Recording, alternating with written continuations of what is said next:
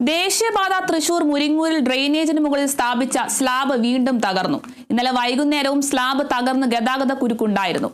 ഇന്നും സ്ലാബ് തകർന്നതോടെ മുരിങ്ങൂർ വീണ്ടും ഗതാഗത കുരുക്കിലായി.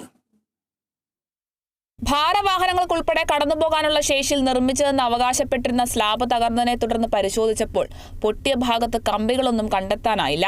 സ്ലാബ് തകർന്നത് പിന്നീട് മണ്ണുമാന്തി യന്ത്രം ഉപയോഗിച്ച് നീക്കി പകരം ഇരുമ്പ് നിർമ്മിത ഗ്രിൽ സ്ഥാപിച്ച് താൽക്കാലികമായി പ്രശ്നം പരിഹരിച്ചിരുന്നു. എന്നാൽ അതിന് തൊട്ടടുത്തുള്ള സ്ലാബ് ഇന്ന് തകരുകയായിരുന്നു.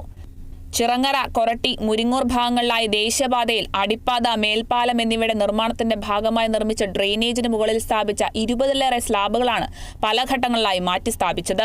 സ്ലാബുകൾ പലതും ഇനിയും തകർച്ചയുടെ വക്കിലാണ്.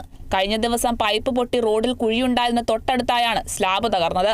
സ്ലാബ് തകർന്നതിനെ തുടർന്ന് മണിക്കൂറുകളോളം എറണാകുളത്ത് നിന്നും തൃശൂരിലേക്കുള്ള പാതയിൽ ഇന്നലെ ഗതാഗത കുരുക്കുണ്ടായി. 3 കിലോമീറ്റർ അകലെ കൊരട്ടി വരെ മുരിങ്ങൂരിൽ നിന്നും വാഹനങ്ങളുടെ നീണ്ട നിര നീണ്ടിരുന്നു. Kerala vision news, Thrissur.